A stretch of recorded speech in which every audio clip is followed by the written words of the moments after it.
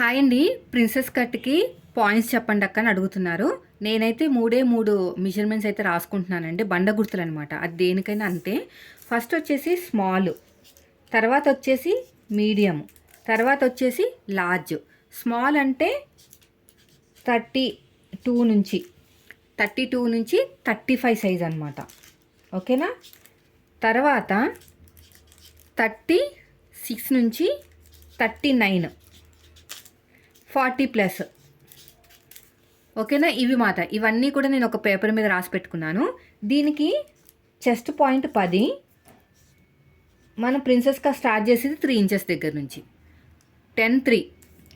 తర్వాత వచ్చేసి ఇది వచ్చేసి 10.5, ఇది వచ్చేసి మనకి 3.5 చెప్తాను అవన్నీ కూడా.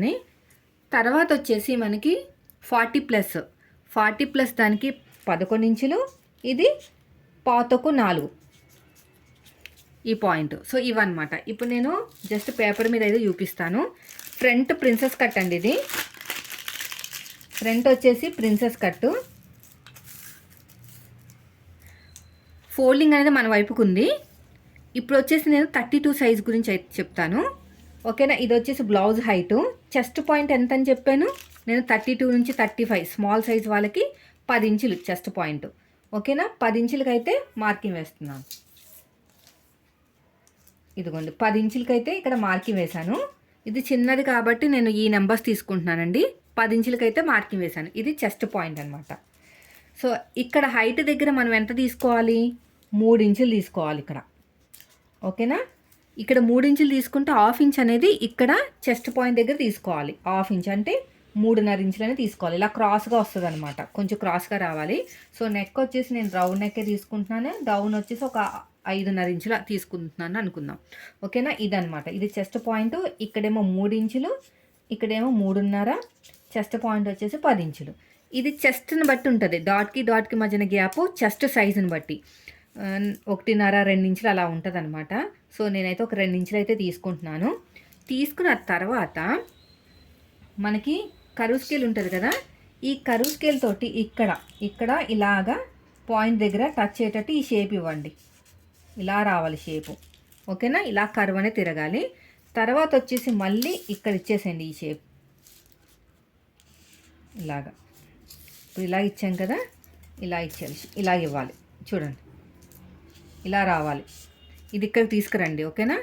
ఇది ఇక్కడ పెట్టాం కదా, ఇలా చెస్ట్ పాయింట్ ఇలా ఇచ్చాం కదా. సో ఇలా తిప్పేసుకుని ఇక్కడేమో ఇలా ఇవ్వండి. అంతే, మీకు షేప్ అనేది పర్ఫెక్ట్గా వచ్చేస్తుంది.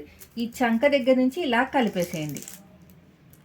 ఓకేనా. ఇలాగా డాట్ కింద, ఇదేమో డాట్ మాట పట్టుకుంటానికి. అంతే. ఇది వచ్చేసి మనకి స్మాల్ సైజ్ అంటే 32 నుంచి 35 స్మాల్ సైజ్ అనమాట. ఫోల్డింగ్ ఉన్నది. ఫోల్డింగ్ బ్యాక్ పార్ట్ కోసం చెప్తున్నాను. ఫ్రంట్ పార్ట్ మళ్ళీ ఇక్కడ ఖర్చు వదులుకోవాలి. ఇలా నీట్గా కట్ చేసేయండి.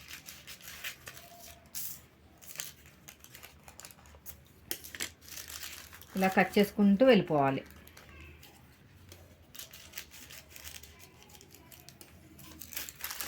అంతేనండి. చూడండి ఎంత పర్ఫెక్ట్గా వచ్చేస్తుందో షేప్ అనేది. అంతే, అర్థమైంది కదా. ఇది వచ్చేసి 32 సైజ్ అనమాట. 40 సైజు అదే స్మాల్ మీడియం ఏదైనా ఇదే మెథడ్. పైనుంచి 10.5కి మార్కింగ్ వేయండి. మన వైపు నుంచి 3.5, ఇక్కడ వచ్చేసి 1/2 ఇంచ్ ఎక్కువ 4 ఇంచులు. అదే 40 సైజ్ అయితే చెస్ట్ పాయింట్ 11 ఇంచులు, కింద తక్కువ 4 ఇంచులు, పైన 4.5. 1/2 ఇంచ్ అనేది ఎక్స్ట్రా యాడ్ చేయాలి. డ్రెస్కైనా దేనికైనా ఇదే మెథడ్ అనమాట. నేనైతే ఇదే రాసి పెట్టుకుంటున్నానండి. ఎక్కడైనా సరే ఒక బోర్డు మీద రాసేసుకుని ఇదే మీరు చూసుకోండి. కావాలంటే నేను చూపిస్తాను. చూడండి ఎక్కడ రాసుకున్నాను. నేను వచ్చేసి బెడ్రూమ్లోనే కదా బ్లౌజ్ కట్ చేసేది. ఇక్కడ రాసుకున్నాను చూడండి. Small, medium, large.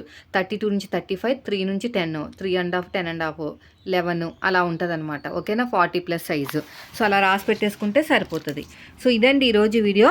నచ్చితే మాత్రం ఖచ్చితంగా లైక్ చేయండి. మీరు మాత్రం చెస్ట్ పాయింట్ అనేది చాలా చాలా ఇంపార్టెంట్. చెస్ట్ పాయింట్ కానీ మిస్ అయిందంటే మీకు షేప్ అనేది నిలబడదు. ఇది మాట చెస్ట్ పాయింట్ అనేది. ఓకేనా. పైన షోల్డర్ దగ్గర కావాల్సినంత ఖర్చు వదిలేసుకుని పాయింట్ అనేది మార్కింగ్ వేసుకోవాలి. షోల్డర్ దగ్గర కావాల్సినంత ఖర్చు ఇది. మనం షోల్డర్కి స్టిచ్చింగ్ చేస్తాం కదా, దానికి కావాల్సినంత ఖర్చు వదిలేసుకుని అప్పుడు పాయింట్ దగ్గర మార్కింగ్ వేసుకోవాలన్నమాట. అప్పుడు మీకు పర్ఫెక్ట్గా వచ్చేస్తుంది. ఇది కూడా కట్ చేసిన తర్వాత మళ్ళీ మనం జాయిన్ చేస్తాం కదా, ఖర్చు కోసం సైడ్ జాయింట్ వైపుకి ఒక 1 ఇంచ్ ఎక్కువ తీసుకోవాలి. నేను చెప్తా ఉంటాను కదా, సైడ్ జాయింట్ వైపుకి ఒక 1 ఇంచ్ ఎక్కువ తీసుకుంటే మనం కట్ చేసి కుడతాం కదా, అది సెట్ అయిపోతుంది అనమాట. సో అర్థమైంది కదండి. వీడియో నచ్చితే మాత్రం లైక్ చేయండి. మీరు మన ఛానల్ ఫస్ట్ టైం చూస్తే సబ్స్క్రైబ్ చేయండి. Thank you for watching.